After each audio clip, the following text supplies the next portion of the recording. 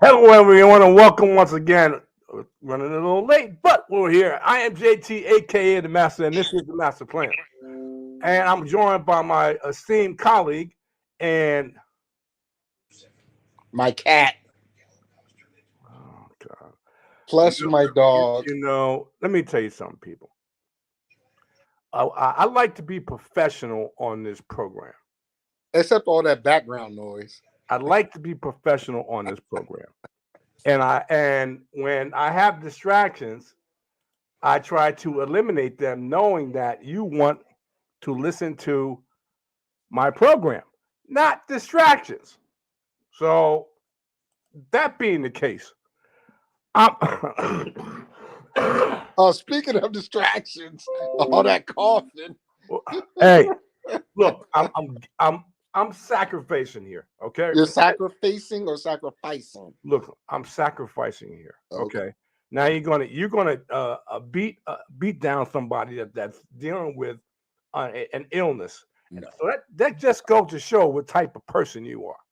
I Okay. care about you. I don't want Yeah. you. I Okay. don't want you to be injured. Okay. Anyway, You're old. I don't want you to die on the show, man. no, I'm older. Okay. Let me put it that way. I'm older. I'm older Oh, person. Okay. So I'm dealing with an illness, but I want to give you the content, just like yesterday. I want to give you the content of not fantasy on the football show. this week. So I'm giving the information out here that I want to give out for week two, and leading up to this week, it's been a wild week.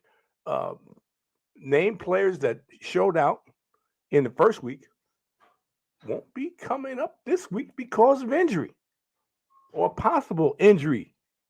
You got the old squad, and I'm saying old because they are older.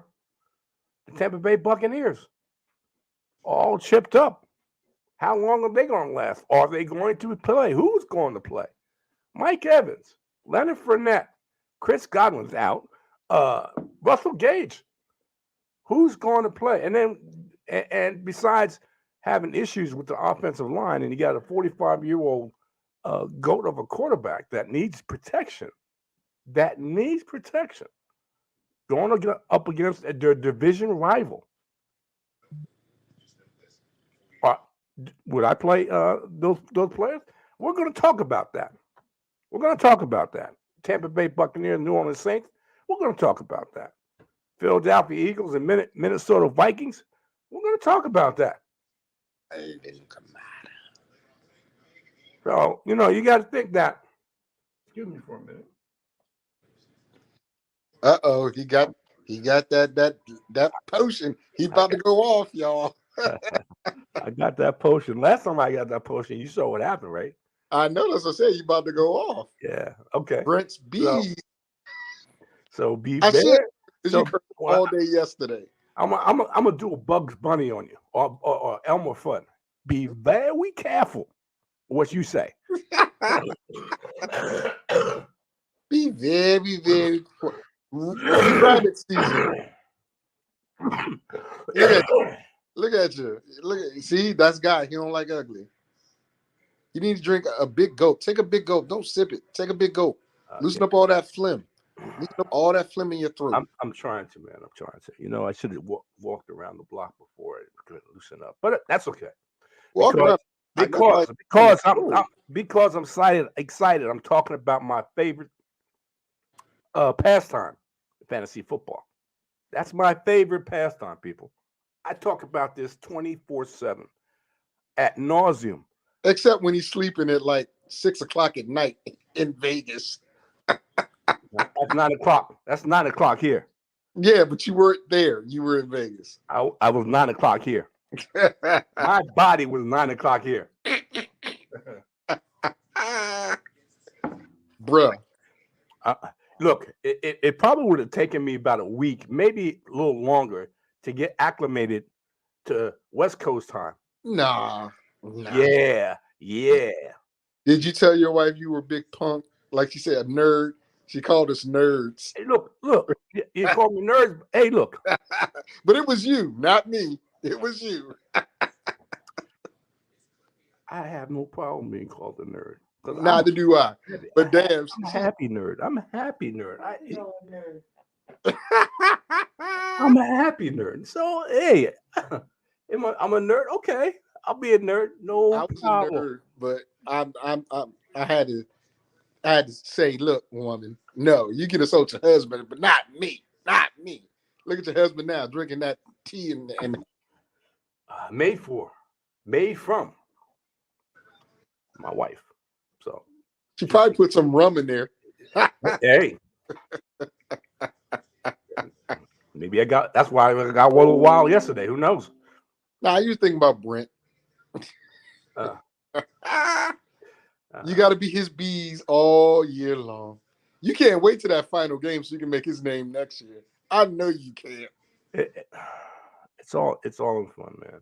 And the addendum I added was all in fun, but Yeah, we can't do that. That's not part of the deal. But Alvin Kamara, I got a question for you. yeah. Since we're talking about starts and sits, Okay. He's looking like he's not going to play. Okay. Now, two things Yeah. with that. Yeah. I don't know if we want to take the chance and keep him in the lineup or put in a different running back. That's the first thing. And the second thing is, without him in the game, who do the Saints lean on, and can they beat the Bucks without Alvin? That's like a threefold question. Two fantasy wise, well, all three fantasy wise, but one pertaining to us, and then two pertaining to the listeners and viewers. Well, let me put it this way. That game is at 1:00, so Yes, right away you got an option that that it's not going to be up in the air. So 11:30 when the inactives come out, you'll find out whether Alvin Kamara is playing or not. And in my opinion, I don't. He may not be playing because he didn't do anything really. yeah, he didn't finish. He didn't finish the Atlanta game. Well, that and the fact is that the practice was inconsistent throughout the week. So I'd have to think. I have to wait and wait. Then you have to see who you have on your bench. I moved Alvin Kamara. I think I did that, if I'm not mistaken. Let me look. I moved Alvin Kamara on our team from a running back to a flex. So you can switch him out. Got it. But hold on. Okay. With the mindset of who would I want to put in this place? Gibson. Well, no, because the fact is, Gibson is also a flex. I know, but if you move him from flex to running back, you have two open flex positions. No. See, the fact is this. Now, that's why you go running back heavy when you draft, because we have three running backs that we drafted 1, 2, 3 in the first 3 rounds. Yes, we had Eckler, Javonte Williams, and Alvin Kamara. Those 3 running backs. Now, so we got one. Wait. Can you stop interrupting me and let me finish? Okay. I'm trying to take advantage of your illness. So we also drafted Antonio Gibson along with Dearness Johnson. Quite naturally, we're not going to put Dearness Johnson in unless something happens to one of the top 2 backs in Cleveland. So we have the option, and I did this and took Javonte Williams and put him in the running back slot. Put Alvin Kamara in the flex spot, and then we have to decide on what wide receiver. If you're out of running backs that are viable flex options, what wide receiver would you want to put into the flex position? Well, that goes to my other point about our team, because I'm quite sure, or I hope, you put Julio Jones in. No, I did not, because Julio's dealing with the injury himself. So I'm not sure. Julio's playing at least opposite Mike Evans. I think he's going to get. Well, let me put it this way, Mr. FSP. I know you keep Amari Cooper in. Julio still has Julio still has a questionable mark next to his name. Okay, Now, I'm not a big guy of putting questionable guys in the game because that question can be an out if things go south. So I'm looking at other options that we have to put in place of Julio or Alvin Kamara. Both of those teams play each other. They're at 1 o'clock, so we have time to make a decision on So whether one of those two players, quite naturally, if Alvin's playing, we're going to put him in and hope for the best. If Alvin's not playing, well, maybe we'll put in Julio, so the depending question: on who depending on other how we start feel. wide receivers? Because I hope it's not Amari Cooper. We already had that discussion yesterday. Amari Cooper's been in the lineup. What are you talking about?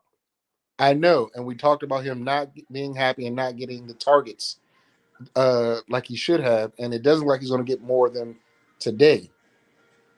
But okay, all right. We picked up Taysom Hill, who I think should go into the flex, but hey, it's just me. Or at tight end. I was going to get to that. We have Taysom Hill, Yes. who is a. Because if Alvin doesn't play, Taysom's going to get some love. Can I talk here on my show? I don't know. Your voice is bad. but I'm talking. Go ahead. Okay? Taysom Hill is listed as a tight end. Yes. In this league. Now in Yahoo, I think he's listed as a running back / tight end. Whatever. He's listed in more than one position, which is fine. But now my question is this to you, Mr. FSP, Mr. All Knowing. Oh, thank you for that. Yes. Yeah. Taysom Hill is more of a risk in the flex than Julio. Am I right about that? I can agree with that. That's why I think Julio should start and Cooper shouldn't start. But you've already made that decision. Well, let me put it this way: you tell me who you want to put in place of Cooper. No, you gave me week 1, so week 2 is you to do the starting lineup. I'm just giving you my thoughts because that's the agreement. I made the starting lineup week 1. You made starting lineup week 2. I make it week 3, so on and so forth. That's the agreement. I'm just giving you my thoughts. Okay.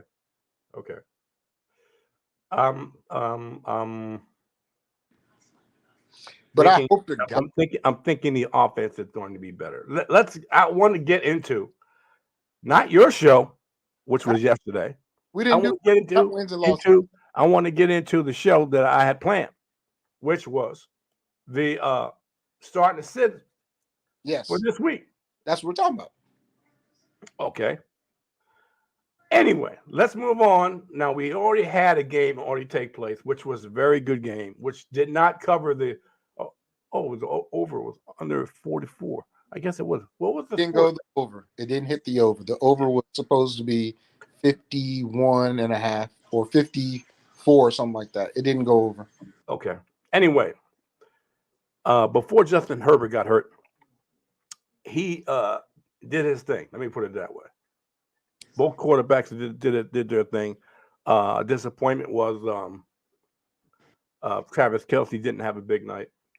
He had an okay night, and most of the wide receivers, 9 different wide receivers got looks, got catches. That's how it's going to be played out. 9 and Isaiah Pacheco didn't do squat.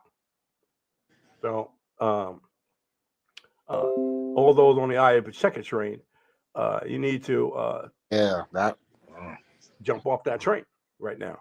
Why?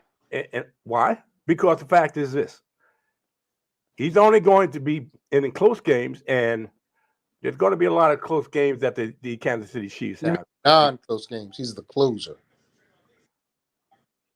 Because close not going to be in. Excuse me.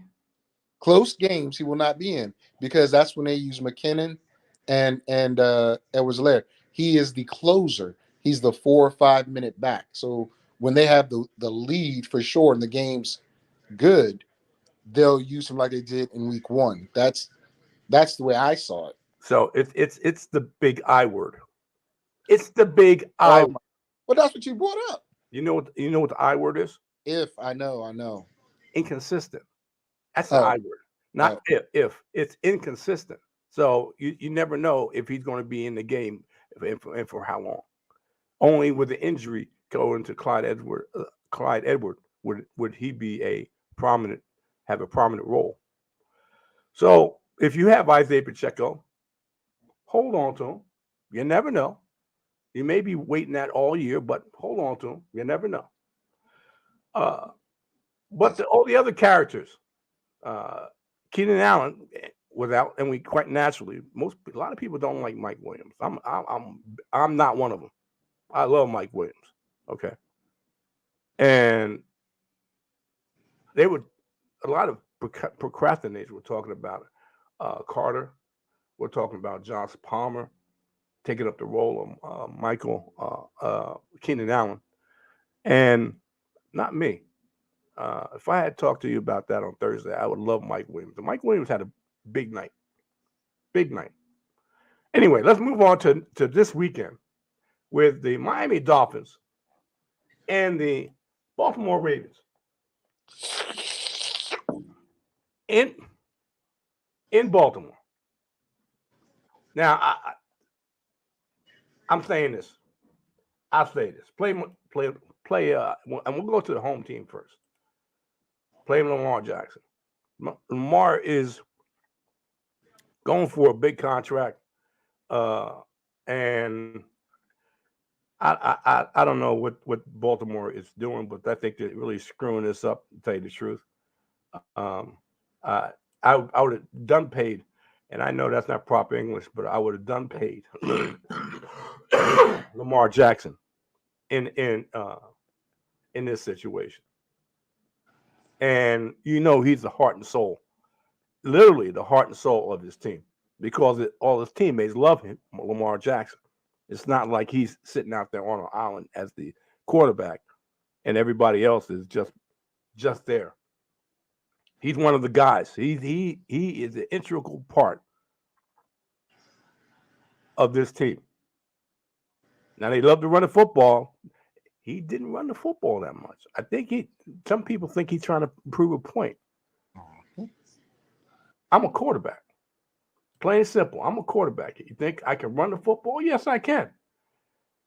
But I'm a quarterback, and he passed a lot from the pocket. Didn't run that much last week.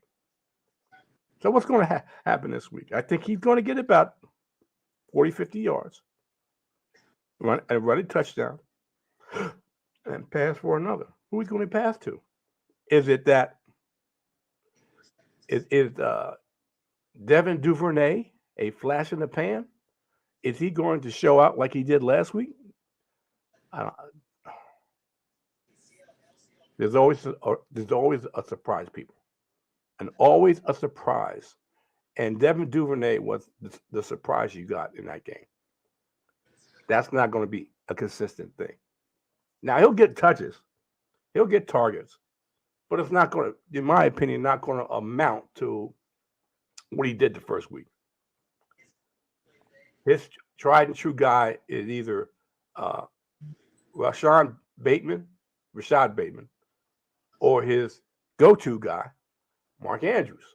And quite naturally, when Duvernay was able to eat last week, Mark Andrews did not have a big week. Okay? It's going to get reversed this week.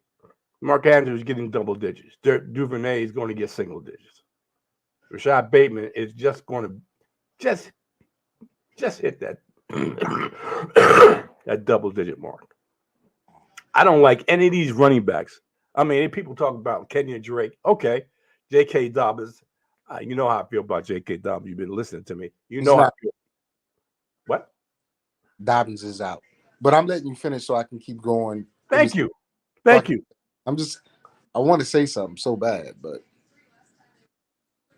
Kendrick Drake, J.K. Dobbins, Miles Davis. I don't like any of them. I know J.K. Dobbins is out. Okay, now I found J.K. Dobbins is out. And then who knows when he's coming back? ACL injury. Shaky. Maybe he had a setback. Who knows? Or maybe he's just taking a little longer. Who knows? Okay. Let's go on the other side, the visiting team with Tua Tagovailoa. Tua had a good week. He had a good week left in the first week with Tyreek. I like Tyreek in this. Definitely like him. I don't think the Ravens can keep up with him. I don't think they can keep up with him. So, do you want to play Tua? No. I'm telling you now, I wouldn't play Tua. I would play Tyreek. I play Jalen Waddle. Those are the two guys that I definitely would play. Flex in the flex, Chase Edmonds. I would put Chase Edmonds in the flex. I know they got other running backs, but Miami didn't go after Chase Edmonds as soon as free agency opened up and sign him first for no reason. They're going to use him in passing and running game. You probably get an equal amount of yardage in the passing and running game. All right, and Mike Gesicki, I think he's a no-show. Maybe a couple catches, maybe 20 yards or something like that. All right, talk to me, man. What do you got to say that it's urgent? Well, I mean, you kind of blew over all of it, but I don't think Lamar's going to get over 200 yards passing. The Miami Dolphins defense, secondary specifically, is very ball hawkish and very strong when it comes to coverage. They have two of the best secondary players in the NFL. I think it's going to be more of Lamar running today with J.K. Dobbins out. Mike Davis, not Miles Davis. That was a jazz musician, since you like to do that. He's not going to be a factor.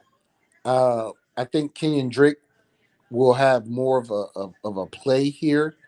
Now, you said Devin Duvernay and Bateman and all that.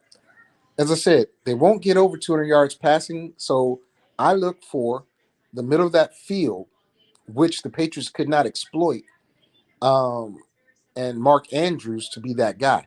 Flip side, it's going to be a tough game for Miami. Jalen Waddle, he's coming in, but Kyle Fuller's injured. He's out, ACL, right? So Jason Peters can't cover Waddle and definitely can't stay with Tyreek. He covered him in practice.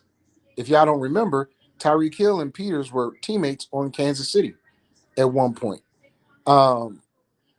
So they're going to have to do a dome. They're going to have to do a dome. Wait a minute. Time out. Okay. When you say dome, you got to explain to. Okay. Yes. So it's like a cover 4. For those who don't know what a cover 4 is, it's where they're not going to let anybody get past them. The corners and the safeties are going to drop back. That means all the underneath stuff will be available. And how did Waddle catch a touchdown? On a slant, and he took it all the way to the house. Right? This is not going to be a game where you're going to see Tua go deep. There's going to be a lot of man-to-man, yes. A lot of man-to-man, because I think Baltimore is going to be like, okay, well, you can't beat us, Tua, with your arm. They're going to try to shut down the running game, Chase Edmonds and all those guys. I'm not looking for Chase Edmonds to have a good game. Not at all. Mike Gesicki will have opportunities. Now, will he get the ball thrown to him with Waddle and Tyreek out there? I don't know, but I like him in the red zone. I do like him in the red zone. He outperformed certain tight ends last week, and it's like, okay, well, he's in this system, and I want people to think about this. George Kittle, run blocking tight end, but they also had pass plays for him. Not out the get-go. Okay, I'm coming. I didn't rush you. But this is my show. This is my show. You got to hurry along. Okay, all right. Okay, good point. Valid point. But I look for Gesicki to get in the end zone at the very minimum against this Baltimore Raven defense. They're susceptible to the tight end. Okay. We shouldn't have to remind each other who showed us. Okay. I didn't remind you yesterday. Okay. Anyway, let's move on to the. But you power tripping. Huh? Power tripping. Drinking that tea. She put some good stuff in that tea, boy. I tell you. I don't want to hear you clearing your throat no more. That honey, man. I'm telling you that honey does wonders. I bet it ain't honey, but go ahead. It's honey. It's honey. Trust me, it's honey. Cyanide. That's It's what it needs. pure honey. Trust me. It My should wife, be cyanide. my wife takes very good care of me. She's the house of a dragon. She's gonna Dracarys. My wife and my sister take very good care of me. Well, your sister's name is Vicky, so she all right. Yeah. And the wife take care of you too. I don't know how to put up with you. Anyway, let's move on to an interesting game. A game that the quarterback has the home team's number. He has a winning record against this home team. For the simple fact, he used to be in the same division and used to go up against this team quite a bit, and quite naturally, it's before the team had got some pieces and now is a decent team. We're talking about the New York Jets at the Cleveland Browns. Let's talk about the home team first. Don't play Jacoby Brissett. Jacoby Brissett is just a game manager that is just going to hand the ball off and get the ball short to middle in the field. But I'm telling you to play Amari Cooper. I know Amari Cooper didn't do much last week. I like Amari Cooper this week. Now I know there's Sauce Gardner, and Sauce Gardner is probably going to mirror Amari Cooper. Okay. But Amari Cooper has gone up against very top DBs before. With a good quarterback, though. And the fact is this. I like Amari Cooper to be able to get open. Now, Amari Cooper was open several times, multiple times last week. And the ball.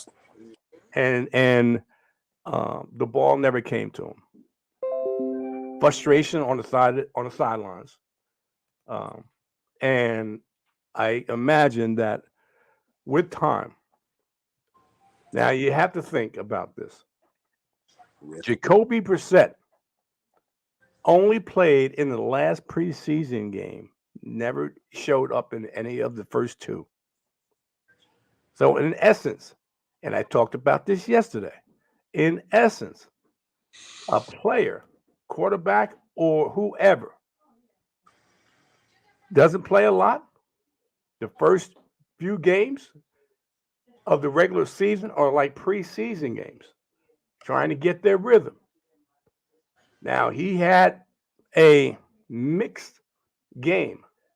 It wasn't all that, and I would say it wasn't really a good game. Let me put it that. I wouldn't say mixed. I would say it was a bad game. But the fact is this: you need to get the reps in live action to be able to get better at what you do, whether it's a quarterback, running back, wide receiver. Doesn't make a difference. Whatever you do as a football player, you need reps in live action. You don't get reps in live action when you jump in there. Now you're behind the eight ball. It's going to take a while for you to be able to play up to the speed of the regular season. So I'm thinking that a lot of these players, including Jacoby Brissett, is going to play better in the second game than he played in the first game. And for the simple fact, they were playing on the road against a Carolina Panthers team with a quarterback that was trying his damn hardest to beat the Cleveland Browns. So I'm thinking that it's going to be more of it's going to be a better offense. Let me put it that way. They have one of the better offensive lines in all of football. So they're going to run the football. There's no doubt that you play Kareem Hunt, you play Nick Chubb. Kareem Hunt is an absolutely ideal flex play. You can also, because the amount of usage he gets, you can play him in the running back 2 role. And I know Mr. FSP is shaking his head, but I think Mr. FSP used Kareem Hunt last week in the flex role. in one of your leagues. If not, then No. okay, no problem. No problem.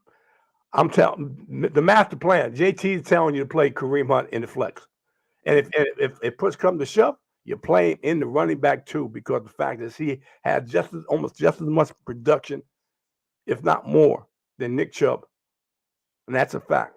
That is a fact. Okay, so those are three guys I'm telling you to play in Cleveland, and the sleeper, David Njoku. All right, let's move over to the. Oh, wait a minute. Let me finish. Then you can. I gave you the floor. Oh, you gonna do the whole? You gonna do both teams? Yes, dear. Yeah. Okay. All right. I didn't think you were, but go ahead. I'm gonna give on the Jets. I'm gonna give the Jets week 5, week 6 to realize they should unleash and stop pussyfooting with Brees Hall. Okay, so I can't, in all good conscience, give you Brees Hall when they have Michael Carter that they wanted to get the majority of, or the more opportunities, or the better opportunities, I should say. But I do love Elijah Moore. I don't care what any people say. I do love Elijah Moore in this game. They got good DBs in Cleveland. They got a good secondary in Cleveland. But I like Elijah Moore in this. I'm not a Corey Davis fan. Garrett Wilson is still learning on the fly. Tyler Conklin. I'm not sure that he's going to get enough looks to be fantasy relevant. But I do like Elijah Moore. I think that's going to be their number one. Talk to me, Mr. FSP. So, firstly, I don't see how someone can recommend a receiver but not recommend the quarterback, because the receivers, depending on the quarterback, that's the first thing. Second thing, I do agree with the Hunt and Chubb situation, because Carolina does not have that deep of a pass rush, but they made they made Jacoby Brissett look really bad. He threw a lot of dirt balls, and he threw the ball a lot to Donovan Peoples-Jones. That prompted a lot of the antics or facial expressions from Amari Cooper. Will that get corrected this week? I don't think so. I think he's going to go, as you said, short to medium, and that's when Donovan Peoples-Jones is. Amari Cooper's an out guy, a curl guy, a slant guy. That's not what he's throwing. But if Cleveland is smart, which most believe they are, and I did at one point, I still do, they'll pound the ball like you said. They'll pound the ball like you said and make this a very low-scoring game. That's what the Jets need. Now, the Jets kept up a little bit in the first quarter or so with the Ravens. And the Ravens didn't even do that much. But the thing is, Flacco, he spread the ball out to different receivers. So you can't guarantee that Garrett Wilson is going to get the ball, even though Garrett Wilson is probably their best receiver. Their number one receiver, so to speak, Elijah Moore, didn't do very much. We can say it's because of the Ravens defense, but that's somebody that you can look at. Cleveland has a very strong secondary until Baker start handing the ball to CMC and sucking those guys in. DJ Moore, Robbie Anderson, the rest of those guys were having a rough day. Of course, the center quarterback exchange played a role too. I don't think that's going to happen with the Jets.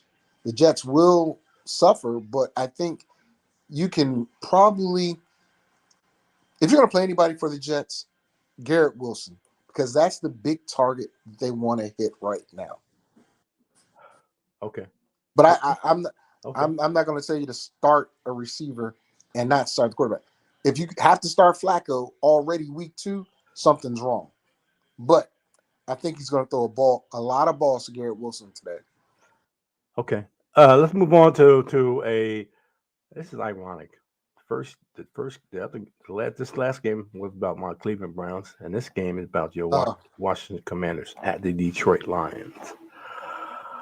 I'll be more than happy to take this entire one.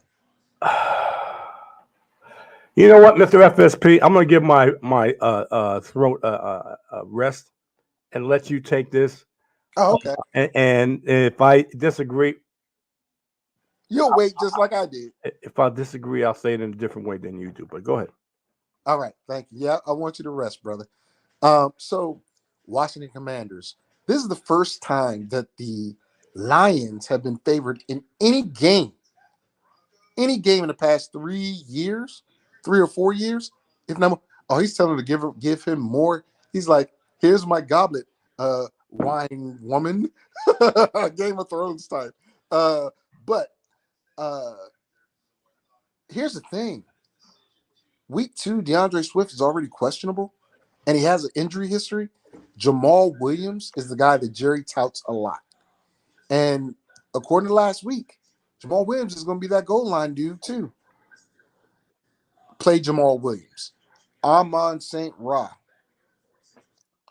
Washington has a problem covering people. Play Amon St. Ra and Hawkerson. I'm not sure why the Jacksonville Jaguars didn't take advantage of Evan Ingram in the middle of the field against Washington's linebackers, but Hawkerson is somebody I would play. I do not like Jared Goff, but if Washington can get pressure on him, he's going to fold. But if they don't get pressure on him, he's going to pick them apart. That's the key. They need to get pressure on Jared Goff. Flip side, Washington. Carson Wentz averages 240 yards. That's Jerry, not me. Carson Wentz averages 240 yards passing a game. But lately, he's been making a lot of mistakes with the ball. Going back to last season. The defense of Detroit is very, very stout. But you couldn't tell by the way Jalen Hurts and that team ran the ball down their throat. Only one receiver for the Eagles did anything, and that was A.J. Brown. All other receivers were shut out. Dallas Goedert, 2 passes. What does that tell me?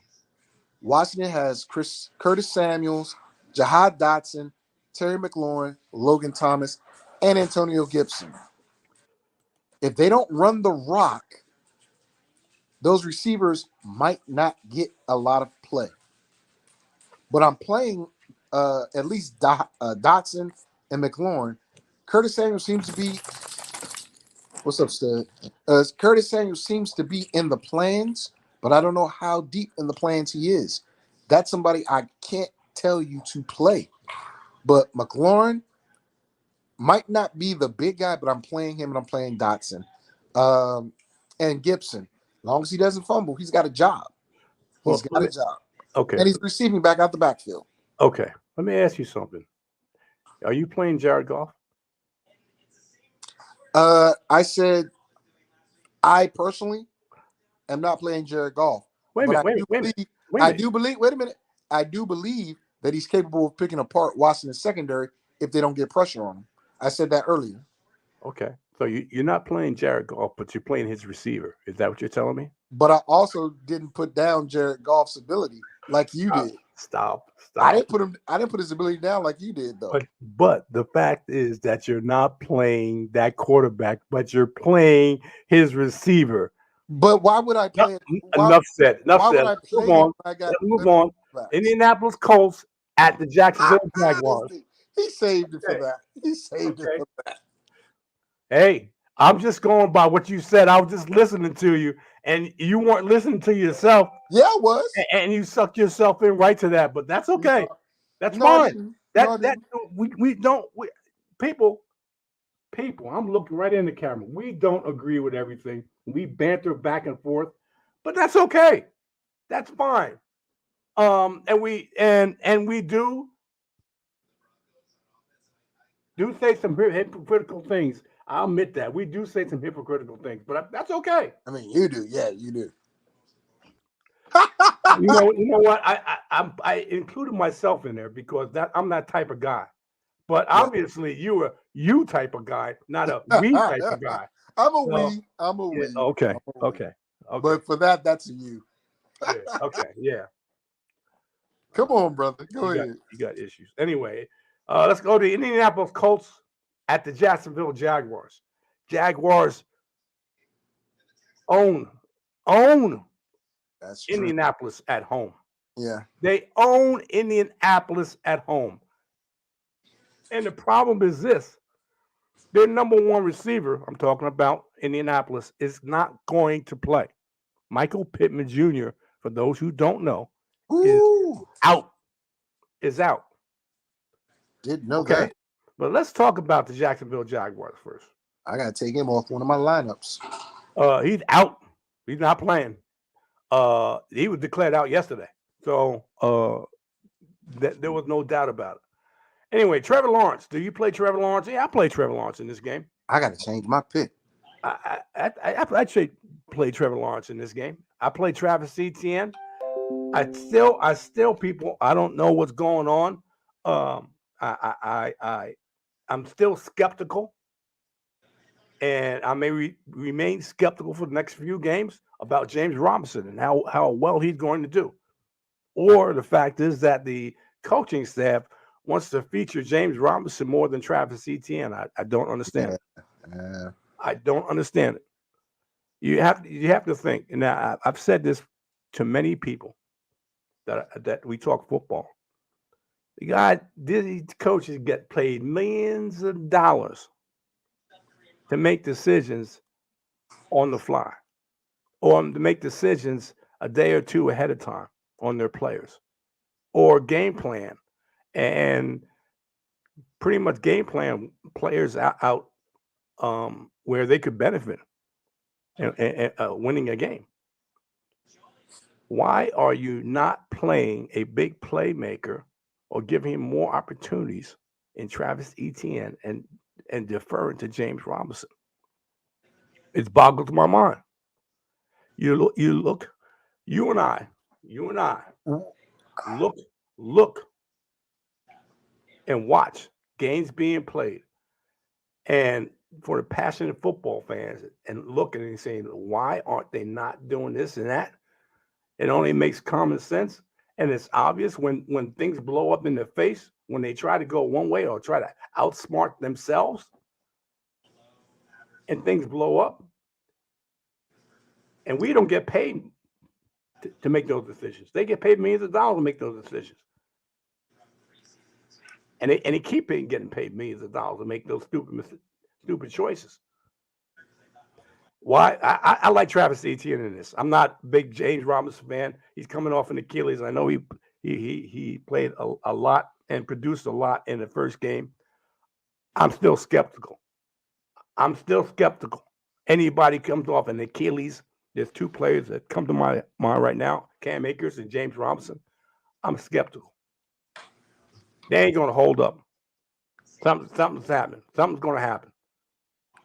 That's just the history of running backs with those type of injuries. Just history. And history hasn't been proven wrong yet. If you listen to my program, you know what I'm talking about.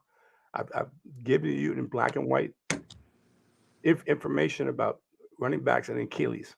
It's not a pretty story. I like Travis Etienne in this game. Number one wide receiver, they overpaid him, I should say. I like him in the flex. Or wide receiver 3, it's Christian Kirk. On the other side, Matt Ryan. I thought you already talked about the Colts, but okay. On the other side of the ball, Colts. Would you rather talk about the Colts? I'll give you that opportunity. I mean, I would, but I thought you already did when you talked about Pittman. But it's up to you. Well, Julio looking healthy. He playing. There you go, Julio. But go ahead. I'll talk about the Colts. Okay, go ahead. All right. So with the Colts, I did not know about Pittman not playing. That's a big blow because that means Paris Campbell has to step up. He has to step up. People are all on Paris Campbell. Well, here's his opportunity. I also believe Mo Alley Cox is a guy that might get more targets. But based upon the game of last week ending in a tie, and if we know Frank Wright loves to run the ball, we don't know why Frank Wright did not run the ball at the beginning of the Houston game as much. But Jonathan Taylor, expect a heavy workload for him today. Expect a heavy workload from him today, especially with your top wide receiver out. Now, if I'm not mistaken, I believe they still got T.Y. Hilton. Old but steady. You got the hands there if need be, but Paris Campbell is the guy for the Colts when they throw the ball.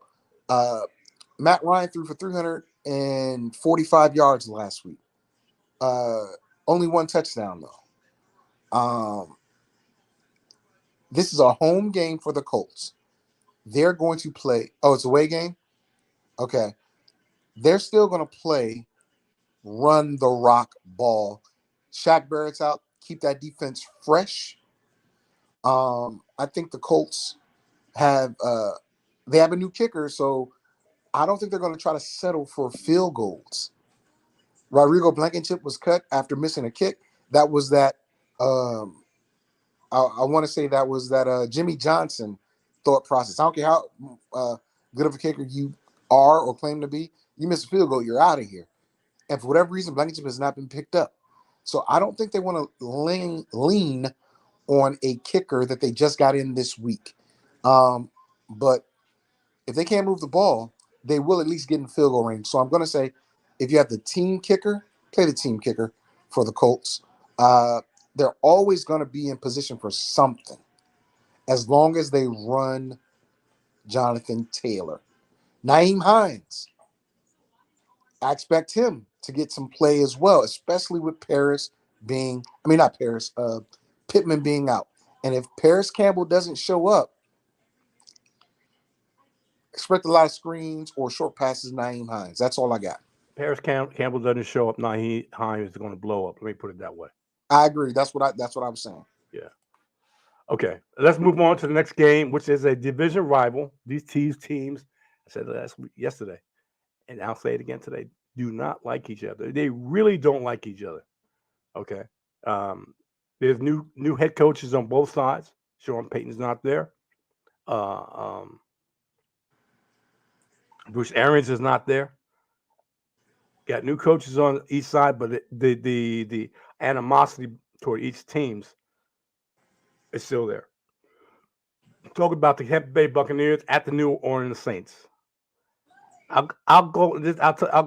I'll do this. I'll go with the home team. You go with the away team. All right. Okay. All right. All right. That make it easy on me. I'm trying. Look. Okay. I get the gist. Okay. I played Jameis Winston this. I know this is a tough Tampa Bay defense, but they're tough against the run, not against the pass. I play Jameis Winston in this game. If Alvin Kamara plays, he's a no-brainer. If Michael Thomas is going and Jarvis Landry, I think the wily veterans are going to be able to eat against this Tampa 2. Let me put it that way. I think they're going to be able to eat against this secondary. They know him well, especially Michael Thomas. Jarvis Landry is no idiot, and he's a very accomplished wide receiver. Michael Thomas, I'm pretty sure, shares information with Jarvis Landry about what they expect against this Tampa 2.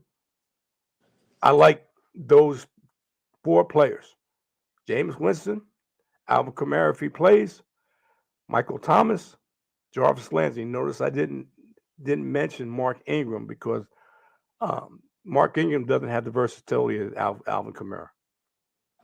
And let me put this other guy in here as a sleeper. Please.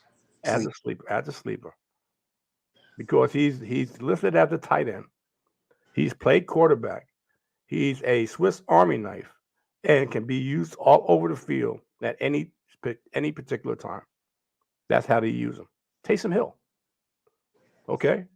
If you are looking for, I know you shouldn't be, but if you're looking for I wouldn't say a Hail Mary, but a wild card that you need to put in, and you got him sitting there, put him in the flex. If you got a flex position, put him in the flex, and you see what happens.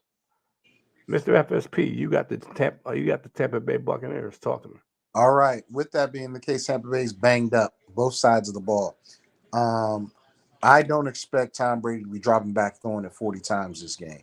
Yeah. I do expect Leonard Fournette to get a lot of run, along with the guy that Jerry talked about in Mr. White. I forgot his first name, but he's the backup. Rashad White. Rashad White. I've seen him on several waiver wires, and knowing what we know that Leonard Fournette couldn't practice that much all week, knowing that the offensive line is banged up, knowing the receiving core is banged up, I expect a heavy dose, especially from a defensive coach, of running the rock against a division rival who could not stop, mind you, as Jerry likes to point out, a 31-year-old, even though he's still got some pop and can run with the best of them, Cordero Patterson, who ran all over that defense last week.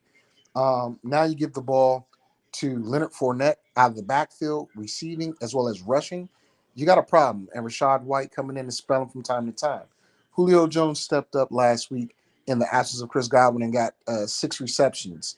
I expect that to stay the same. He looks like he's going to play.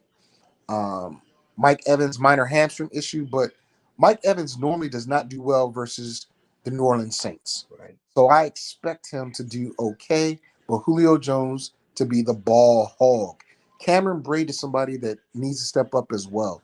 That tight end in the middle is going to be wide open all day, especially if they're running the rock effectively. But again, Tom Brady getting Wednesdays off for the rest of the season. They're managing him.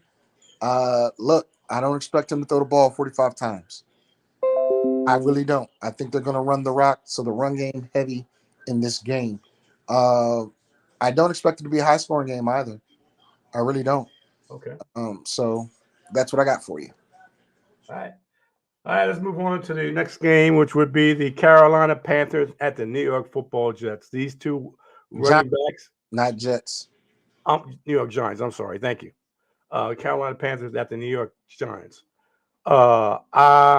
These two running backs are coming off a injury-plagued season and are looking to redeem themselves. We all know that the Giants. I'm going to take the Giants. And if you don't, but I will. But I don't want to interject something about Christian McCaffrey, but I'll wait and tell you what you have to say. Then the crux, the focus of the Giants' offense is get Saquon Barkley the football, handing it off to him, passing or throwing it to him. Just get him the football and let him make plays. I don't like any of these wide receivers. Come on, man. What?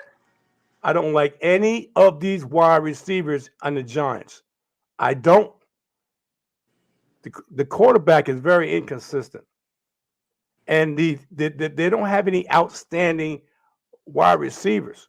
You don't know who's going to be the guy this week. They're all about the same. They're just a guy. They're all about the same. There's nothing special about any of these wide receivers. I like Saquon, but what else is there? Who else can you say? Well, that's the guy. I can't honestly say that. Okay, week 2, that's the guy. Week 3, that's the guy.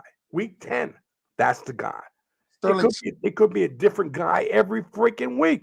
You don't know. You don't want inconsistent play when you play fantasy football. You want to be able to go and say, that's the guy I can count on each week. Not, okay, is it Richie James? Who? Kenny Galladay? Kadarius Toney? Sterling Shepard? Sterling Shepard. Who is it? Who is it? Okay. Is it Sterling Shepard? Or how long Sterling Shepard is going to be on the team? How healthy is he going to be? That is the question. That is. And for how long? That's a problem. That's a problem. That's why I say I do not like any of these wide receivers because they haven't shown anything. They've shown them in spurts, but you can't say, well, I like Sterling Shepard. Okay, you like Sterling Shepard. Well, Sterling Shepard showed up in the first week. Okay, is he going to show up in the second week? Yes. Next week? Week 10? You don't know. Week 10, yeah. You don't know. I don't like these wide receivers. Just give me Saquon. Okay, you got the Panthers. All right, I'm not going to delve too much into what you said, even though I know you're going to talk about CMC a little bit. But Sterling Shepard, I agree with you up to the week 10 thing. By week 10, he's normally hurt, but he's definitely the consistent receiver in New York. I think they want to get Kadarius Toney going because he's a little wild card there, but we'll see. But let's talk about Baker and CMC. I said this yesterday. I'll say it again.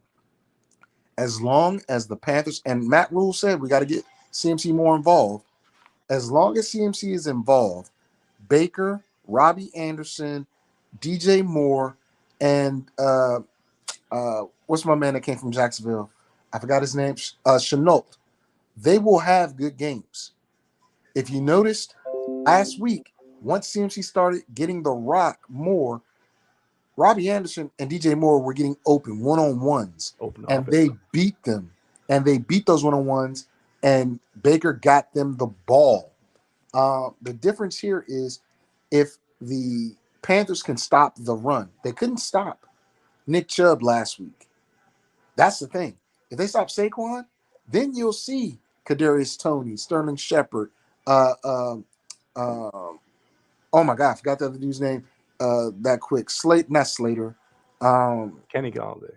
Kenny Galladay and the other kid. They got 4 very talented wide receivers.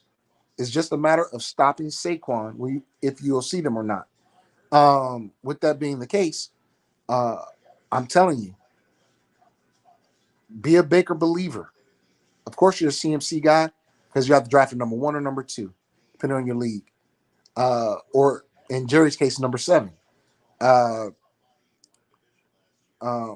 DJ Moore, he's a consistent guy. You can get him, make sure that you play him. Robbie Anderson, for me, is the wild card because sometimes he's good, sometimes he's not. Okay. Rashad White, you just picked him up and dropped Romeo Doubs. Let's talk about Romeo Doubs and the Green Bay Packers. Have you soured on him already? And look at you. You're taking my advice. You scouring the waiver wire while I'm talking. You know what? I knew this yesterday because I looked at the waiver wire, and you just reminded me. I appreciate you reminding me because I grabbed it. But come on. Because I'm the beast. Let me just look. I just happened to look at my page in this league. While you're doing the show, you're looking at your page. Is that what I'm hearing? You're being unprofessional. I looked at my page because someone decided to really insult me. That's okay. I knew he was gonna say that. I knew he was gonna say that when you saw it. But that's okay. Hey, I mean, it's not an insult. The most ridiculous thing has happened, and forget it. That it's not ridiculous. Yeah, it's it's. It was. Let me tell you something, people. Let me tell you something. Rent increases. Let my show. Let me tell you something. Let me explain something to you, people. And I'm looking you right in the eye. The people, yeah. I'm looking at people in the eye. Yeah. I've said in the past more than once, and I want everyone to understand and listen to what I have to say. I've said in the past, I don't publicize when people, whether it's a good offer or a bad offer, trade offers. But you just did. I don't publicize. Look, you said someone. I haven't said a word yet. If you be quiet and let me talk. Oh, okay. Go ahead. Instead of you just running. You just got diarrhea today. Oh, you got diarrhea today. I just wish you go to the bathroom and get some toilet paper and clog it up. Anyway, bad trades are one thing. Ridiculous and horrible trades, and you actually have the nerve to put them out there is a different story. Wow. Now, it is what it is. You know, I said I don't publicize what people offer. I never Well, do who that. offered you this horrendous trade? I'm not even going to even entertain any names. But you Any just names. talked about the trade. All I can tell you is this: I was offered a absolutely horrible. Were you offered or were you countered? It doesn't make a difference. I mean, it does, because It doesn't make a difference because if somebody gives you a horrible offer and then they get a horrible counter, I mean, that's a response to the first offer, right? Okay. What the counter offer I received was absolutely horrible, and quite naturally, I don't take it personal. It is what it is. You just move on. But the fact is, it's obvious the counter offer was ridiculous, and the fact is that someone would absolutely put that out there in the first place is just disrespectful. Disrespectful, because you know it's not going to get accepted. No one in their right mind with the parties that were at hand, and I'm not going to put it out there. I can tell you, it would gut my team. It would gut my team if I did that. Really? And the fact is, the person who put the trade out there couldn't possibly think that was going to get accepted. He just put it out there just to do it. Anyway, let's move on to the next game. Anyway, I had to do that side note real quick. We go on to the New England Patriots at the Pittsburgh Steelers. I'm gonna do the Pittsburgh Steelers. Mr. FSP is gonna do the pitiful Patriots. But let's move on. Let's go. The pitiful Patriots. That's funny.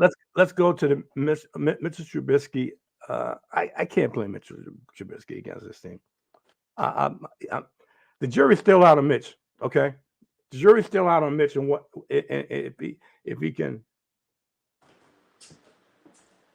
manage this team better than Kenny Pickett. Can he get him to another win against now? They won against Cincinnati, and they were good enough to get overtime win against Cincinnati, which was unexpected. Now Mitch is going up against, in my opinion, an inferior team in New England, and should be able to handle them. But the formula is still the same. Run the football with Najee Harris. Najee Harris is a go. He's going to play. And get the ball to Deontay Johnson, Chase Claypool, and their tight end, Pat Fairmouth. Notice I didn't say anything about their rookie. He's coming along. I imagine about the middle of the season, he's going to be a big factor than George Pickens. But those are the few options I have when Pittsburgh and fans. Not Najee Harris, Deontay Johnson, and Pat Fairmouth. Talk to me, Mr. FSP. Well, as you said, the pitiful Patriots. Listen, if you're in a PPR, then Myers is probably going to be your guy. He's not going to get you any touchdowns, but volume. Give him the whole name, man. Give him the whole name. Jacoby Myers. Thank you. Wait, you acting like Jerry. But Jacoby Myers is a good PPR guy because he'll get you volume, but don't expect anything else from him. I don't like the running back situation. I don't like the Patriots situation at all, to be honest, because you don't know who's going to run the ball. You don't know who's going to catch the ball. You don't know what plays are going to get called. Not a good combination. I can't recommend anybody or anything, not even the defense. The defense looked pretty decent last week, but, I mean, when you got Waddle and you've got Hill to go against, you're going to look okay. You're not going to look spectacular. But they did force some turnovers. Honestly, only people I would say play, and this is a big difference from last year. I'd play the defense and a kicker for the Patriots. That's it. And if you're in a PPR that is reception bound, like we got Jacoby Myers, he could be a guy that we play for PPR purposes, not touchdowns. But if we got a bye week and we just need some points, that would be a player I would play. That's all I got. Okay, let's move on to the next one. Atlanta Falcons at the LA Rams. Atlanta played pretty well last week, but they're going up against the Rams, who got their asses kicked against the against the Buffalo Bills in a last Thursday night's game, and are looking to redeem themselves against a supposedly inferior team. Now, I'm going to take the LA Rams, and Mr. FSP is going to take the Atlanta Falcons. Good luck with that. Anyway, Matthew Stafford, I'm taking him. I'm playing him all day and every day in this. He's going to redeem himself, and I do believe in this. He's going to throw for at least a couple touchdowns. Darrell Henderson, not Cam Akers. Now, I know they said they want Cam Akers to be more inspired. That's telling me Cam Akers didn't put a good effort out there in the first place. That's why you had Darrell Henderson. So I like Darrell Henderson in this matchup. I also like, I know Mr. FSP got mixed, thank you, mixed feelings about this one wide receiver, but you play Cooper Kupp. You saw what Matt Stafford liked about Cooper Kupp. He loved him in the first game, even though Buffalo kicked their ass. And Allen Robinson was open. And there was no really great reason why, except for Matthew Stafford didn't look his way, that Allen Robinson didn't get more looks. He only got 2 catches. He only was targeted twice. I think he caught both passes. That's it. He didn't catch both passes. He only caught one. Okay. He caught 1 or 2. But he was only targeted twice. Really? Yep. Really? Last play of the game and just before the end of the half. Yeah, really. Why? And it was clearly shown. If I had a telestrator, I could show you that he was open multiple times, but he decided to go the other way or away from Allen Robinson for whatever reason. I think that gets corrected. I would play Allen Robinson this week. And I think they're going to be in multiple situations to score points besides touchdowns. And I don't often do this, but I do it this in this case because I think this offense is going to be able to move the football up and down the field and get scoring opportunities. The kicker, Matt Gay. Okay. So let's talk Atlanta Falcons, Mr. FSP. The Dirty Birds. Jerry said he'd be a flash in the pan. Well, it's only week 2, but I don't think Cordell Patterson's a flash in the pan. Play him. If Michael Pitts,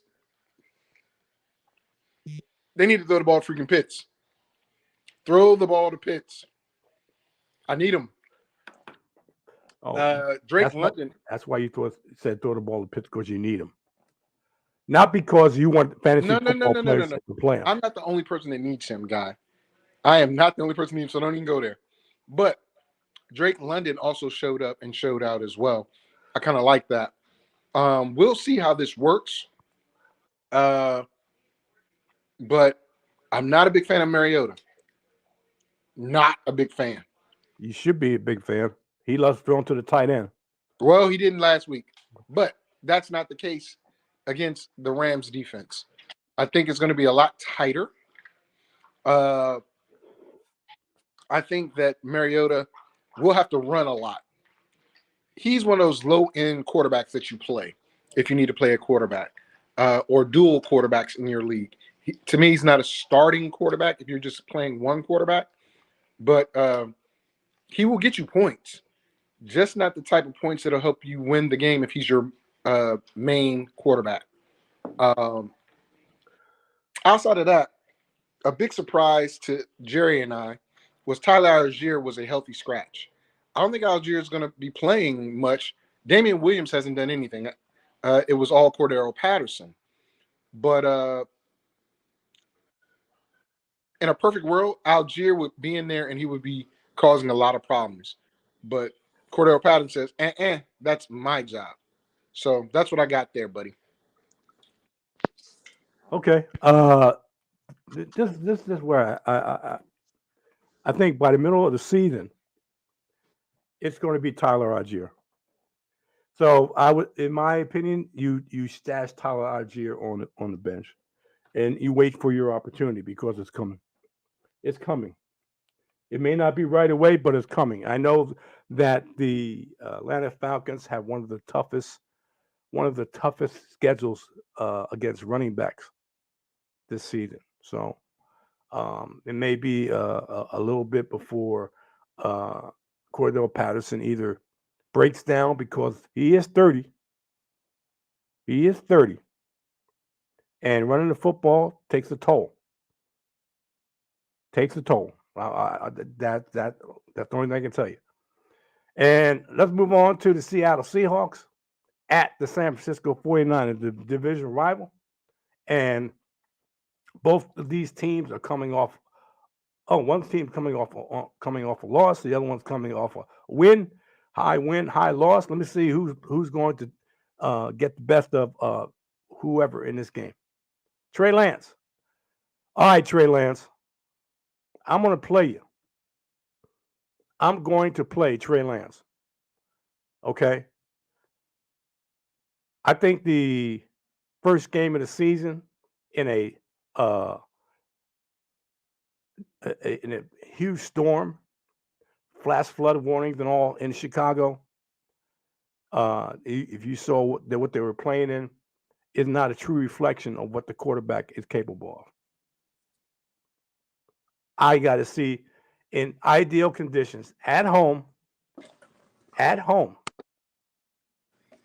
in sunny San Francisco, if Trey Lance is what they think he is. I'm playing Trey Lance. I know Eli Mitchell. I told Mr. FSP that I didn't like. I'm not a big Eli Mitchell fan, and he's already hurt. And they bring up Jeff Wilson as the number one running back, so-called number one running back. Ain't a fan of Jeff Wilson Jr. He's got his own health issues, being able to stay healthy. Behind him are two rookies, Jordan Mason and my favorite one, Tyrion Davis-Price. I'm not playing any of these running backs. I don't care if people say Jeff Wilson was the number one waiver wire and pick him up. BS. I don't like Jeff Wilson Jr. at all. At all. Running back by committee, and Debo is going to be heavily involved in this. Brandon Ayuk, I would play, and Debo Samuel, I would play. Other than that, it's Trey Lance and the two wide receivers. That's it for me for the San Francisco 49ers. Talk to me, Mr. Seahawks. All right, Seattle. George Kittle might play up in the air. Growing injuries can be worrisome. But that leads me to Will Dissly, who turned out to be the favorite target of Geno Smith. Now, Geno didn't throw for a lot of yards. In fact, DK Metcalf had 8 passes for 36 yards. 8 for 36. That's not good. They're not pushing the ball down the field, except to those tight ends. So Will Dissly and the third string tight end who caught that touchdown. Okay, but they do have Noah Fant. Yeah, I got it. But Noah didn't get but like 2 passes, right? So we don't know how long Rashad Penny's going to be healthy. He's effective when he's healthy, though, right? We talked about this yesterday. I believe it was an emotional Super Bowl-like win for Seattle last week. Okay. I'm not playing anybody other than DK. This might be a Tyler Lockett game, but I don't think it will be. But DK is my only play, and that's sparingly. 8 catches for 36 yards. Not a good number. Not a good number. Not a good number. You're right. That's what I got. Okay. Let's move on to Cincinnati Bengals at the Dallas Cowboys. And I go with the home team with with Cooper Rush as the Dallas Cowboys Dallas Cowboys quarterback. Dak, you killed me. Dak killed me. Anyway, Dak, you cost me my name. You cost me my name, but that's okay. Uh, yeah, Cooper Rush. I'm not playing him. I'm only playing uh two players. Two players. I don't even like CD Lamb in this game because of the quarterback. Because of the aptitude of the quarterback. I can't control them. You're the owner. You should be able to control them. Be quiet. They thought they heard an intruder. They thought they heard an intruder. Be quiet. You are their owner. You should be able to control them. I like Ezekiel Elliott and Tony Pollard in this game, and I also like Dalton Schultz. Cooper Rush is a young quarterback, and they won't take a lot of chances with Cooper, meaning that Cooper is going to try to make some safe passes, and that includes safe passes equals to a tight end. That's why I like Dalton Schultz. So there's three players I like: Ezekiel Elliott and Tony Pollard, because I think they're going to run football and use the running backs quite a bit, and Dalton Schultz. That's all I like in the Dallas Cowboys. I'm not too high on CD Lamb in this game. I think he takes a hit. Talk to me, Mr. FSP. Cowboys playing who again? That's how much I think about them. Cincinnati Bengals. Who they? Listen, the Who They Nation is going to be up and moving and grooving. Burrow and company. Now here's the thing: Higgins might not be playing. He might not. He's iffy right now. But with that being the case, no, I think Higgins is going to play. Well, still, I'm not sure if he is or if he's not because I haven't heard any reports other than that he was questionable. He was in concussion protocol, and now he's out of concussion. He's out. Yes, and I thought it was more than a concussion. But at any rate, Burrow, Mixon, Higgins, Boyd, Chase, and my surprise guy, Hurst.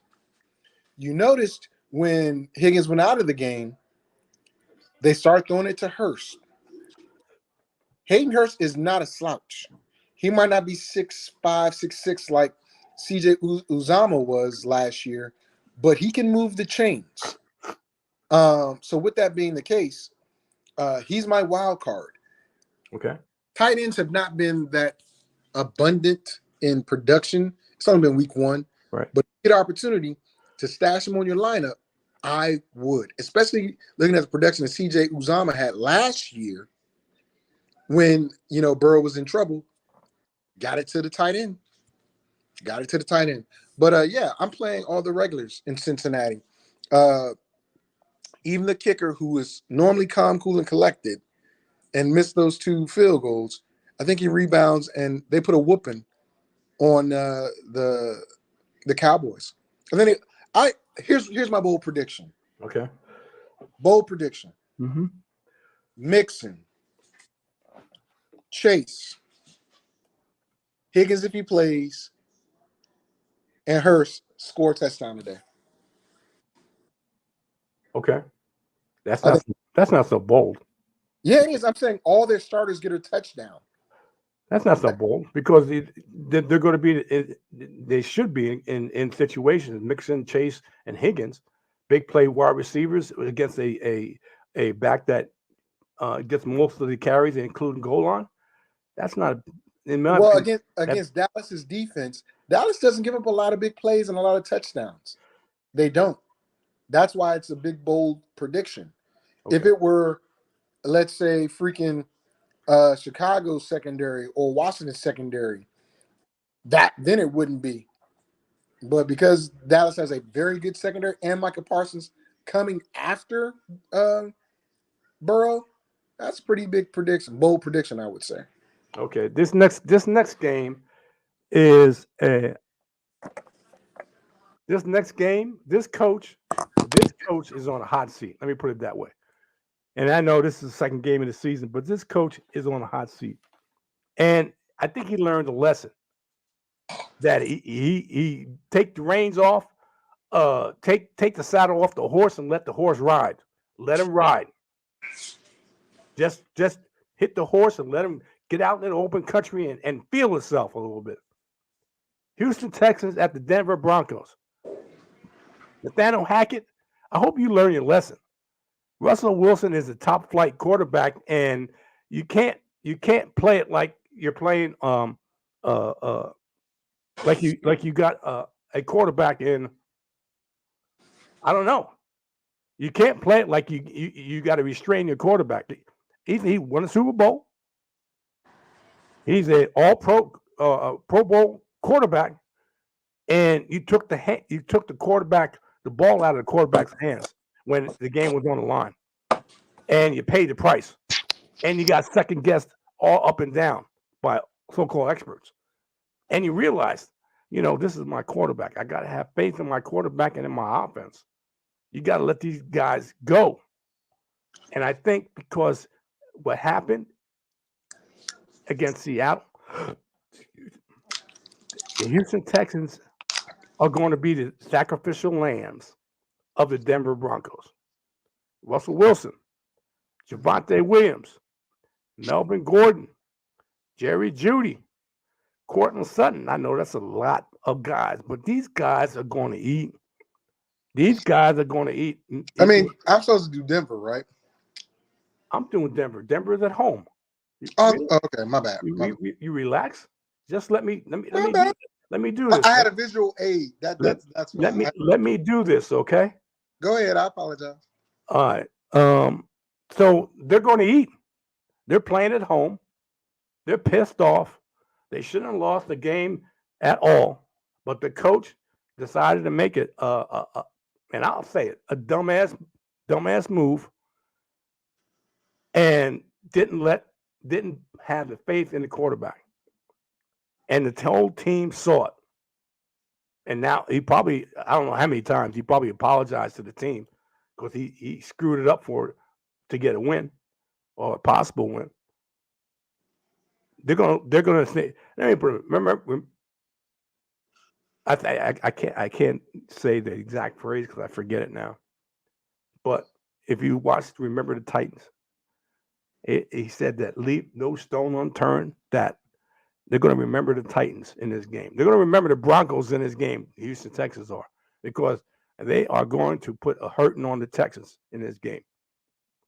This is clearly a game that all these guys are going to rack up some points. He's not going to make the same mistakes in this game. Try to overthink it.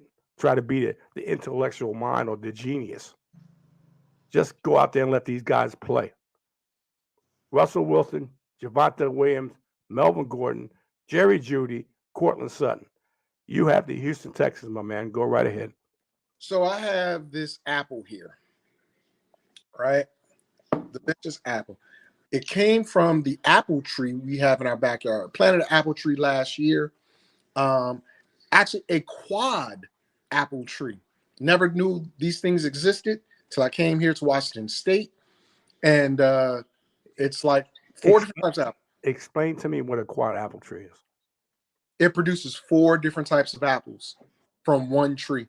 Really? Yes. Okay. And I have 4 different.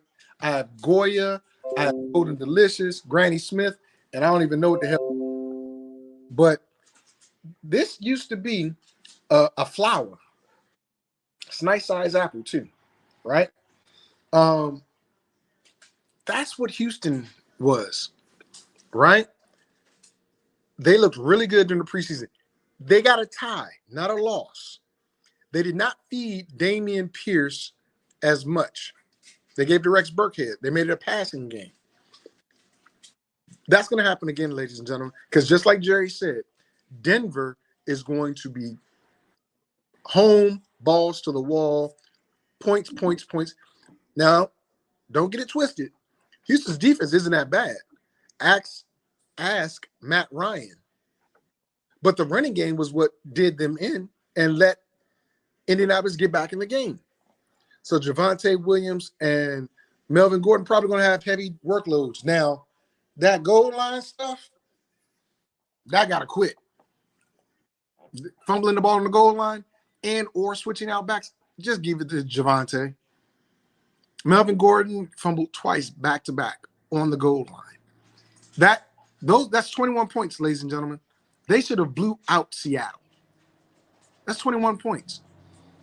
Give it to Russ and let him quarterback sneak it if need be. But Houston, they played at Tampa too. Lovie Smith loves that Tampa too. There are holes in it. So Denver might exploit him. Don't give up on Davis Mills. Davis Mills. He is a low-end one. A low-end QB1. Mm-hmm. Watch what I tell you. He loves more. Number 15. He's on the waiver wire. I'd pick him up if I didn't already have other people. I thought it was going to be Nico Collins. I did. But the more and more I saw, more gets the catches.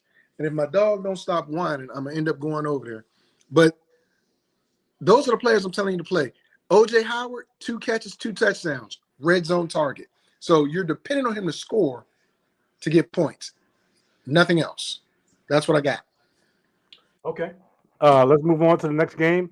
This is going to be an extremely interesting game because these guys need to step up. Both of these teams are coming off a loss. Both of these teams did not look that well in the loss. And they need this in the worst way. They need to win in the worst way. Because for one team, if they don't get the win, I'm thinking things can go south real quick. For the other team, their new coach, is going to wonder about their starting quarterback. I do believe that. We're talking about the Arizona Cardinals visiting the Las Vegas Raiders. Raiders at home. I'll take the Raiders. Mr. FSP will take the AZ Cardinals. All right, I like Derek Carr in this game. Arizona can be thrown on day. Their defense ain't all that. Mr. Jones, who left their defense, I think was a big part of that. I don't know if J.J. Watt is playing in this game either. That's another big part. I said yesterday, and I'll say it again. Those are 2 glue guys that keep the heads and minds of these guys together. They're no longer there or they're not playing. That makes a big difference. I'm liking Josh Jacobs, Devontae Adams quite naturally, and Darren Waller in this game. Hunter Renfrow, I'm thinking he's going to take a backseat in this. He's got to. You got a beast in the tight end. You got a beast in the wide receivers, and you got a quarterback that loves throwing to his college teammate. Derek Carr, Devontae Adams, Darren Waller, and Josh Jacobs. Those 4 of the Raiders. Talk to me, Mr. FSP. The desert. So the Arizona Cardinals are already in panic mode, and it's only week 2. I will say this. Connor is a consistent. So you play him. I'm not too high on Marquise Brown. I thought he would be more of a threat for Kyler, but it doesn't seem like he gets open enough. Yeah. And that's in a wide open system. Yep. But Zach Ertz, I don't know why they started throwing to him late. They should have threw to him early, but he's definitely a guy you need to play at tight end, regardless of his designation, unless he's out. He's going to play unless he's out. Go ahead. Can I interject this real quick? Not really, but go ahead. It's your show. Real quick. That's the epitome of what I was talking about coaches getting paid millions of dollars, and they for whatever reason don't use the player. You got Zach Ertz, and you wait till virtually is this real quick, or is this going to be a long story? No, you take Zach Ertz and you virtually don't use him to virtually the last minute. I mean, it makes no sense. I was getting to that point, but this is your show. Okay. All right. So, and the problem is this. Yeah. The defense is not as stout as it once was. J.J. Watt didn't play last week. Don't know if he's going to play this week. Chandler Jones is gone. Isaiah Simmons, they got him dropping back in coverage as opposed to attacking. That kid needs to attack. That will help the offense of the Arizona Cardinals because Buda Baker and Thompson can't do everything. They did last week, but that didn't help them against Patrick Mahomes. Totally different beast in Derek Carr and Devontae Adams, but Devontae Adams, Hunter Renfrow, Darren Waller. So you're looking at pretty much the same type of team minus the mobile quarterback in Arizona. But the mobile quarterback is what gives Arizona problems. And the more points you score, the less likely it is that Arizona is going to keep up. They're going to play from comeback. You had an unknown receiver who was a waiver wire pickup, darling this week, lead that team in receptions. That should not be the case. But I got to play Kyler. I got to play Ertz. I got to play Connor. I got to play Eno. Is it Eno Smith, whatever it is, his name Eno is. Benjamin you talk about. Yeah, Eno Benjamin.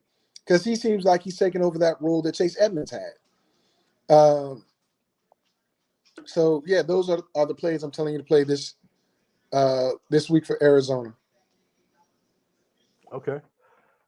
You done with that, right? Okay, Yep. let's move on. Let's move on to the Sunday night game, the last game for Sunday night before we move on to the Monday night game. The Chicago Bears at the Green Bay Packers. Okay. Packers, I have. Chicago, Mr. FSP has. You know that Aaron Rodgers owns the Chicago Bears. So do I pay Aaron Rodgers? They have pass catching issues. How much are they going to resolve that this week against the Bears at home? I like Aaron Rodgers, Aaron Jones, A.J. Dillon, and maybe their tight end who Aaron Rodgers liked throwing to. But Christian Watson, Romeo Dubs, Alan Lazard, who may play or may not play, Sammy Watkins, Randall Cobb, they're Jags. Just a guy. They are just a guy. He doesn't have a go-to wide receiver as of yet. Who's going to take that step? Julio's out. Huh? Julio's out. Say you should just listen to me. I'm telling you, you don't listen to me, and you think you know it all, but that's okay. Hey, all right. I'm just updating the people. I'm updating the people. That's all I'm doing. That's it. You could downplay it. I tried to tell you. I don't think he's playing. I don't think he was healthy. He's out now. So it is what it is. Anyway, Julio Jones is out. Okay. Let's move on to the Packers. Like I said, the wide receivers are just a guy. Just a guy.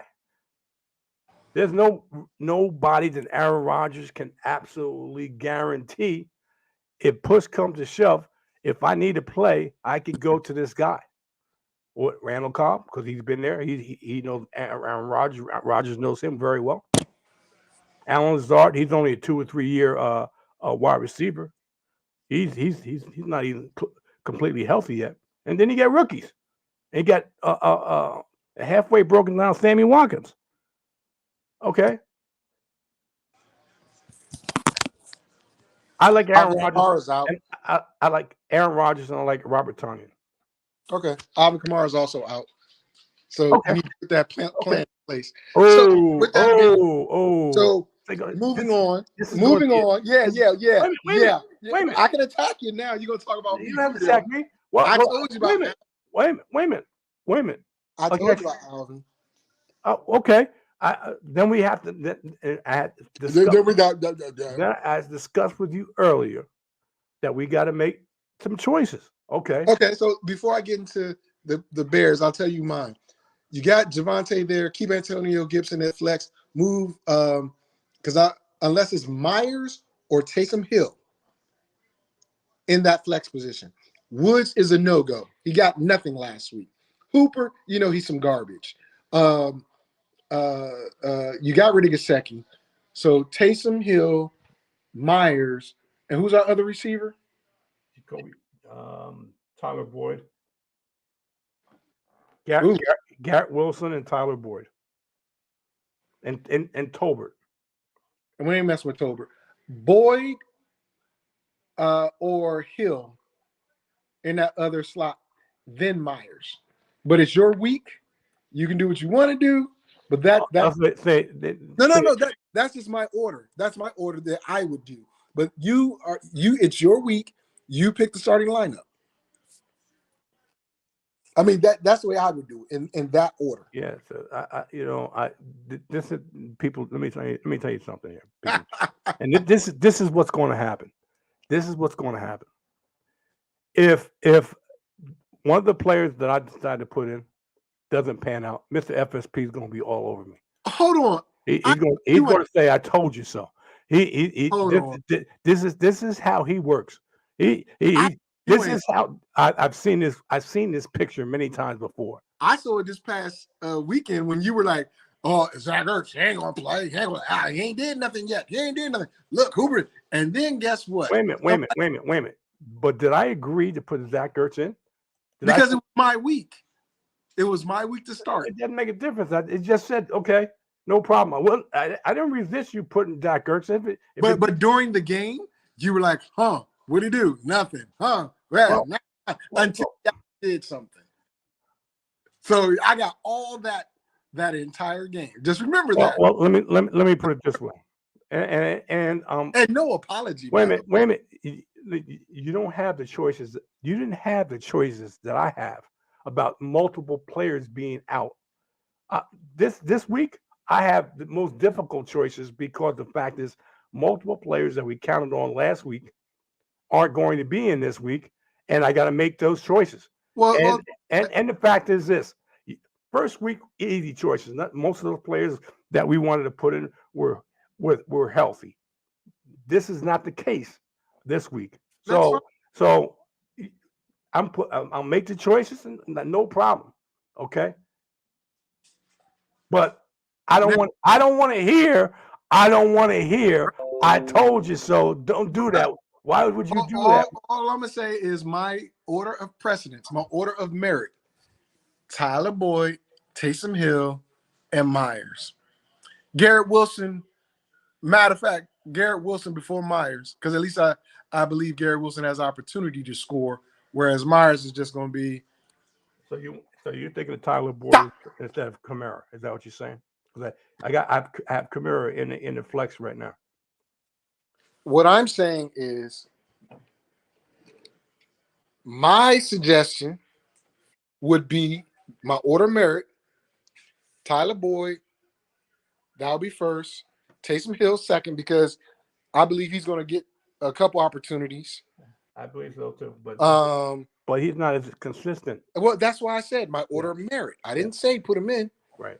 Then I would go with Garrett and then Myers. But it's your decision. Now let me talk about the Chicago Bears. Chicago Bears in a monsoon at home defeated the 49ers. Now, do I believe the 49ers could have and should have beaten them? Yes, but they didn't have the right quarterback in my opinion. Mm-hmm. This is my opinion. Pettis probably not going to have that same type of game again. So Alexander is going to lock up Mooney. Mooney's not a number one. He proved that last week when he couldn't get open and they were throwing the ball. Yeah, but that adverse conditions, man. That was adverse conditions didn't stop Pettis from getting 2 touchdowns, did it? It didn't. So I don't want to hear it. So whoa. Hey, excuse me. This is my part for the Bears. Pettis is not on the level of Mooney. Let me tell you something. But that's you can't use talking, as an excuse. You cannot use that as you're talking to a grown ass man. You tell me, don't tell me exactly. you don't want to hear it. Yeah, I don't want to hear that. You can't use that as an excuse. How can you say the weather was a problem when a receiver caught 2 touchdowns? That's not acceptable. That is.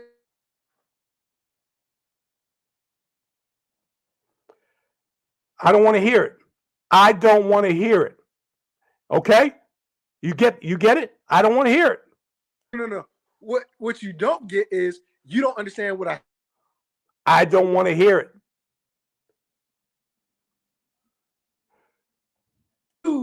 You can't say that because you don't understand what I'm saying. Well, then I said you can't use an excuse of weather because a receiver caught 2 touchdowns, but you have a problem with that. You cannot use that as an excuse. I don't want to hear that. That's a non-excuse. It's a non. I don't want to hear that because the fact it don't matter what you want to hear.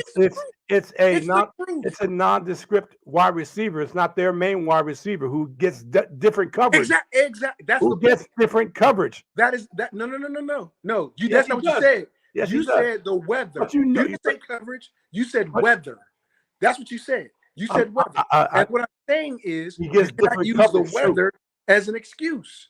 I'm not using the weather as an excuse. I said it was an adverse conditions for one, and the fact is that he's going to get different coverage. The wide receiver, that caught those balls was wide open. You know why he was wide open? Because he was getting different coverage. That's why he was wide open. Again, you cannot use the weather as an excuse. Conditions be damned. They threw the ball to Dante Pettis a lot. Dante Pettis caught the ball a lot. Because he was getting different coverage. Oh, my God. That goes to what I said about Mooney not being a number 1. You don't listen, do you? Because what I said was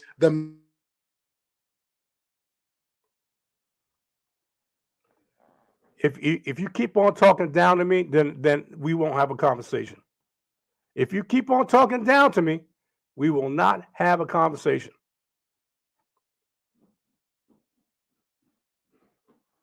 People. All right, people. We got one more game to go through. We're going to go through that game, and then we're going to call it a wrap. Oh, we got 2 more games. I'm sorry. We got 2 games. Go to 2 Monday night games. All right. We got 2 Monday night games. All right. Oh, Mr. FSP decided to leave. Okay, no problem. No problem. We'll go to the Tennessee Titans at the Buffalo Bills. I'll go with the Bills first, and then I'll go with the Tennessee Titans. I like Josh Allen on this. I think they're clearly one of the better teams in the NFL. Josh Allen, I think he's going to have a field day against this defense. Playing at home, a home opener. Devin Singletary, Stephon Diggs, and a little sprinkle of Isaiah McKenzie. I don't think Gabriel Davis is going to have a big game in this. Also, Dawson Knox. And then we go over to the other side against Ryan Tannehill. Don't play Ryan Tannehill, people. Not in this game. Derrick Henry is really a difficult play. They're going to key on him because they know that the Tennessee Titans depend heavily on Derrick Henry. So they're going to load the box and try to stop Derrick Henry and get Ryan Tannehill to beat him. Do I play Traylon Burks? Not just yet. I think this is a tight end type of game, and Austin Hooper, for what it's worth, Austin Hooper is the type of player to play this. Let's go with the other guy in this. All right, let's move on to the Minnesota Vikings. I'm really pumped up about this game. I see fireworks on both sides of these games. I don't see the offense stopping either one of these guys. All the major players, Jalen Hurts, Miles Sanders, A.J. Brown, Dallas Goedert, you play them, and you can go to sleep at night and put them in the lineup without any problems at all. Kirk Cousins. He played Kirk Cousins, played Dalvin Cook, played Justin Jefferson, played Adam Thielen. No problem. Irv Smith, not quite yet. Not yet. Not Irv Smith showing just yet. Well, that wraps it up for this week. And we're going to go and wait till next week. I'll be back here. JT presents the master plan, 10 a.m. Eastern Standard Time. You'll find me on YouTube. Enjoy the rest of the week. Enjoy the games, and good luck to you. And get that win. See ya.